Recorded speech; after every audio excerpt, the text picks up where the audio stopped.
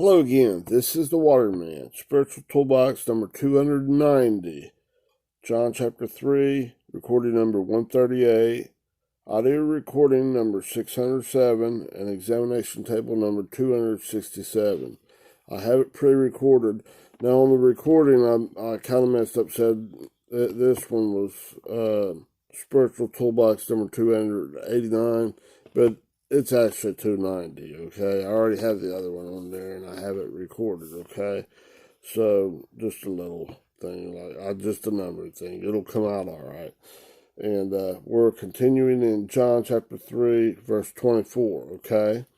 It says, "For John was not yet cast into prison." Okay, here is Spiritual Toolbox number 290, okay? Yeah, this is the Waterman. Spiritual Toolbox number 289, John chapter 3, recording number 138, audio recording number 607, and examination table number 266. We'll be continuing in John chapter 3, verse 24. I'll start out reading that from the King James Version. It says, "For John was not yet cast into prison." Now, if you just stay at that, skimming the surface of the water, the thought processes of God, you're just sitting back on the shore of a big, like ocean of water, of the spiritual word, of the thought processes of God. And you're not getting much of anything. Okay? You're allowing yourself to stay as an unborn child, as a brephos. Alright, now, so let's get in there. Now,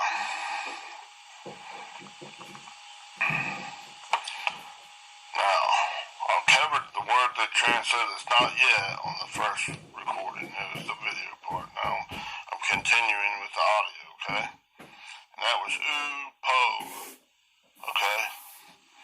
And that was from two words, yuck, okay? Absolutely negative. And po, okay? And this was, do you not yet get it? That stuff stinks. Alright, now, we're in the second word that they translate as "for." It's scar, 1063, 1063. It's this word. Strong's G, 1063. God. 1063. I think I said that. 1063, okay. Now, the scar is a conjunction, it's a primary particle, and it means it's because, like, assigning a reason, used in an argument, explanation, and intensification. God's doing this in these storms of our lives. He's intensifying it. He's making it, giving you the opportunity so he can make it so when you come out of it and you agree into him full bore, he's explaining it. You're understanding it through this experience. Well, that wasn't so bad. Now that I get it, man, I thought I was just dying. I'm dying again, just like those disciples on that ship. That big storm going on. Jesus was asleep in the middle of that shit. In the middle of your humanistic thinking. In the middle of yourself. A wooden ship speaks to you. You're thinking, in your life.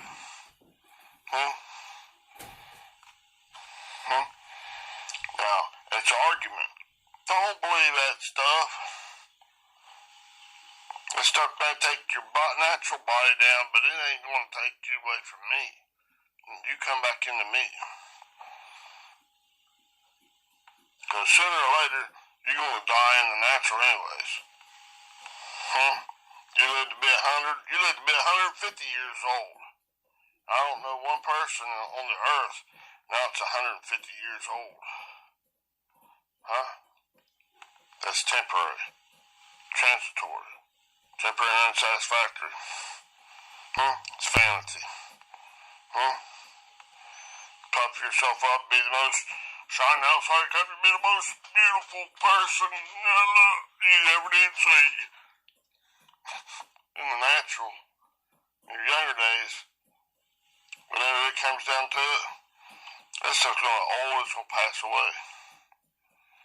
With those pearls of great price, that increases that God's giving you inside. That wisdom coming back into, two towards and into, and then going in and this way, and resting, relying in God, and in union with God. That's why getting those, whatever degree, whatever level of purification in each and every thought process, those are permanent. It's permanent change. You're coming back up to that Racham, gaining the ability to love God as He first loved you. And God loves you beyond the mere description of words. God is love. God is light. He's enlightening you. Okay. Now, so this argument, explanation, and intensification, God's faithful to bring it up or give you the opportunity to agree, be reasonable, sit my way, agreeing to Him at full bore. Only way you can qualify. In Christ. Gotta go through the way, the truth and life through Jesus. Jesus, I-E-S-O-U-S. That means Yahweh is salvation, is deliverance from this thing. That's the way, the truth and life. All the other ways coming in there are thieves and robbers. Right? John chapter 10, verse 1 through 10, right? You can read it in King James. You're skimming the water there. Better get in there and dig. If you want more. To he that has an ear to hear, let him hear. Let the church. To he that has an ear to hear, let him hear what the Spirit says to the churches. Okay. Churches is ecclesia. That's the called out ones. Called out in you, in your mind. Where's God working? In your mind. In your thought process. In them muddied up balls of water. He's offering you an opportunity for purification. Little bit by little bit by little bit. Not all of a sudden, one time, and booyah, it's that the purest gold in God, God's nature, character, and authority. Boom. That's kind of a facade. God's not going to do that. But as you agree, it's coming back. God's appearing. Erhamai. Or I think Erhamai is the way they pronounce it. Okay? It's making His appearance within you in your clouds as you're an overcoming. So if you're turning from that old bullcrap thinking process of you, your own righteousness, that's filthy stinking rags, that's dung, it's poop. Acknowledge, that's the poop. Come back to God. You're going to hell if you don't get saved. That's poop thinking. Ooh, yuck. God's not a monster. No, I don't throw you into this all mixed up stuff. No. You will reap what you sow. You don't come present God's way. You're going to reap a bunch of crap. You're going to fall deeper and deeper in your own stinking thinking. But God put a seed of faith, the seed of Christ down in you to protect you. In your ignorance of His love. It's very, very lightweight. I mean, it's elliptically, it's in ignorance. It's completely elliptically surrounded by that darkness. Ooh, yuck. By your own stinking thinking. But as you exercise your mind in those storms of your life, in that centrifuge, when God's up prepare to whatever level you need. He's given you an opportunity. God is faithful. He's given you an opportunity. Be reasonable. Sit my way, my child. Come out of it. Come back to me. Come out of that hog pen like the prodigal son. Come back to your father's house. Here, I got a great meal for you. It'll give you some real increase. Not that hog slop. Not your own righteousness. The pee and poop of your own self. That diarrhea thinking. That seeing, hearing, taste, that's the smell that you're married to with that old ego, like that woman at the well. It's going to keep you thirsty. Keep you malnourished. Spiritually, in the mind. Didn't Jesus say to that woman at the well, if you knew who I was, paraphrase here a little bit, you would ask of me, you would ask water of me, and I'd give you water and you'd thirst no more. The increases. You've been thirsting this area no more. That water, his thought processes, the God's thought processes. Didn't Jesus say, you see me, you see the Father? The Father and I are one. Right? In Jesus' name, Jesus, I-E-S-O-U-S. And you can do all things not through, but in, I-N. Like in Philippians chapter 4, verse 13. That through is actually E-N. That's resting and relying. Just like Jesus in the middle of that ship when that storm's going on. See, all these things are showing pictures. Again and again and again. This is how you do it. Ow! See, man shall not live by bread alone, by the old natural stinking thinking alone, but he'll live from out of the Word of God. When those thought processes of God, turn from that old stinking thinking and go back into God, full bore. God said, please say it my way. You big dummy. Quit being stupid. He's not really calling you stupid, but whenever you're doing that, aren't you stupid? Kind of sticking, you keep insisting on eating your old chaw of that hog slop, like the prodigal son, and expecting to get stronger in the spirit. That's insanity to keep eating that. Don't swallow it. Oh, too late. Right? Oh, man, double your trouble. You'll reap what you sow. Gotta stop mocking. Man, we'll reap what they sow. You eat that old crap, you're gonna go double the trouble. Right? Come the other way and you get double increase.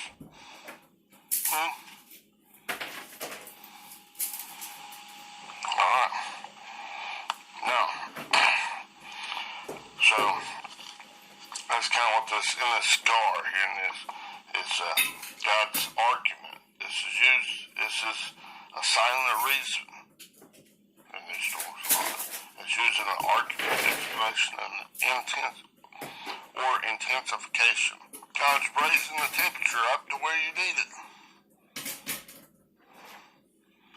Surely this will make you understand. Surely you come out of this. If God gives you the ability to hear what the Spirit says to the churches, to those called out to that muddy ball of water, it's in you. It's in me whenever it's coming to whatever level of that thought process is in there. Coming up to 1 to 2 to 4 to 8, whichever. Coming to the next, you got to rely on all of those ones before and the seed of Christ, the Elohim. The multiplicity of God, a little bit of God that God put in there. It's like all the way down to Carl Mine says it's a nothing, but it's like a 1e to negative 35. Like a plank length size, but it is definitely there. And that seed has got power and might of God. It's like a still small voice, okay? And my children hear my voice and the voice of that other one they will not listen to. they've got this experience to say 1 to 2 to 4 to 8. They get this good news, the 4 to 2 to 1 plus that seed. Booyah, baby. They're growing in strength. Those little ropes, little strands of rope being twisted in, they're getting stronger and stronger and stronger in Christ. They can handle more load. God's load testing you. For you. Purifying you in that boiling water and that vinegar solution, just like the cucumber being baptized, repeatedly dipped, submerged in that word, the thought processes of God to change it and bring it up a pickle. That pickle can no longer go back and be a cucumber. Once it's changed to a pickle, it's a pickle. That's not a cucumber. It tastes totally different. Okay? Let's go on with this thing, man.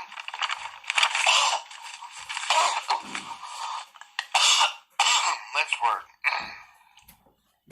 Choke up a little bit. Let's go on, man. Next word, they translate as was. Now it's E-N, okay? But it's not the I-N like resting and relying in God. That's 1722. This one's 2258. Covered it too before. Strong's G 2258. Ain. Ain. This one's pronounced Lexicon. I-me.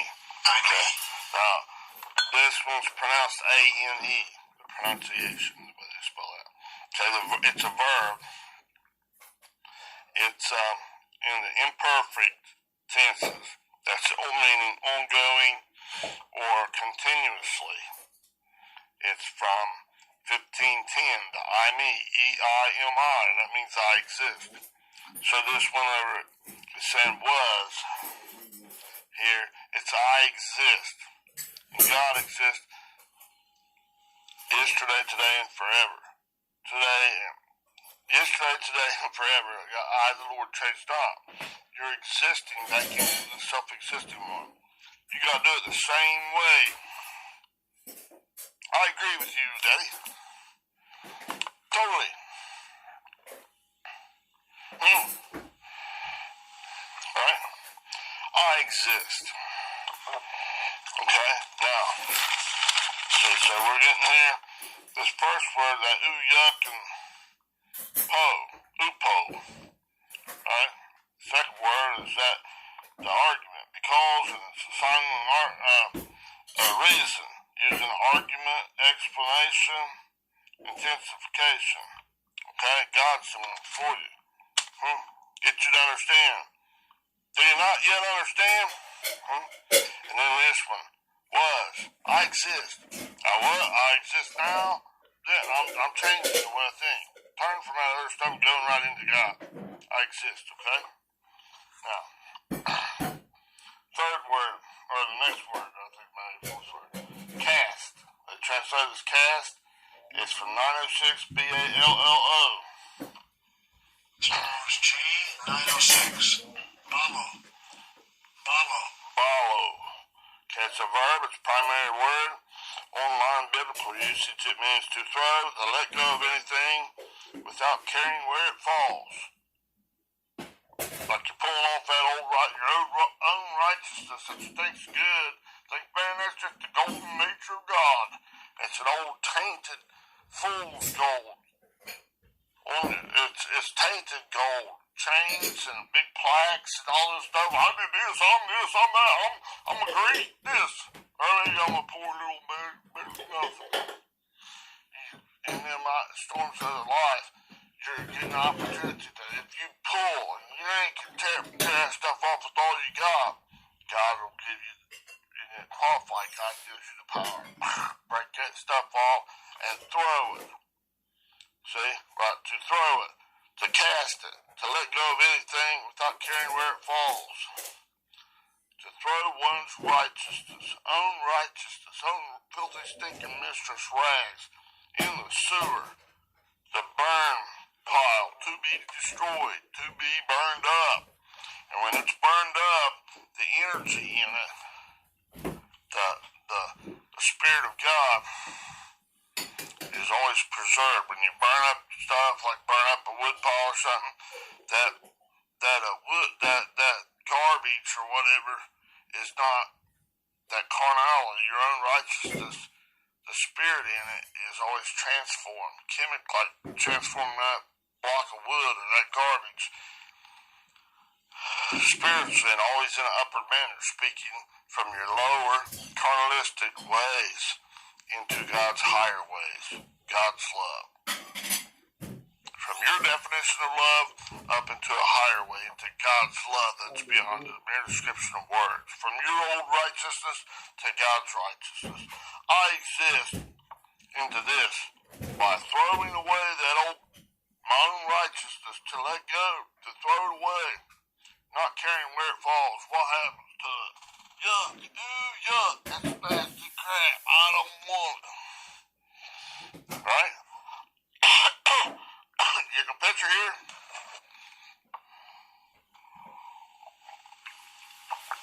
Now,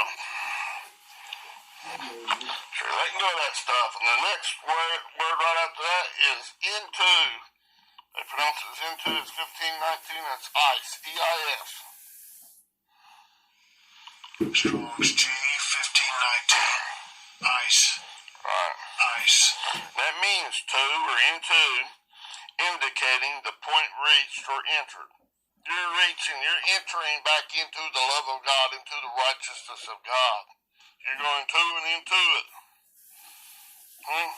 By throwing this old stuff away, letting go of that crap, letting go of your old righteousness, to be burned up. It's not to be destroyed. That old stuff's destroyed, and the spirit in there is always transformed into an upward manner, and it's accumulating and copulating back into the right-mindedness of God. It's accumulating up there. It's growing in density, in glory, in God's righteousness, in God's love beyond the mere description of words. You're gaining the ability to love as God first loved you. To love as God loves. Going from a child, that incompleted love that God loves us beyond the description of mere words. Go through all these storms of your lives and come back to it. Greater and greater and greater level in each and every area of your thinking process. And this muddy balls of water that's being purified back into the right-mindedness of God, gaining the ability to love as God loves. To complete that love, to Racham. Get it? Alright.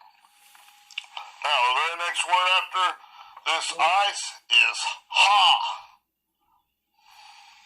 Strong's G 3588. Ha. What's he doing it in?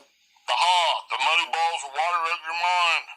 He's purifying, he's giving you an opportunity. Be reasonable, say my way, my child. Come back to me. Come on that old hog pit and quit chewing on that toll of your own poop thinking. It's killing your bud. You ain't getting stronger in that stuff.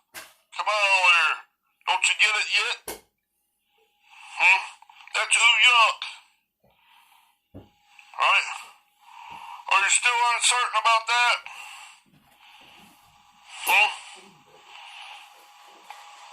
I give you the free will there to choose.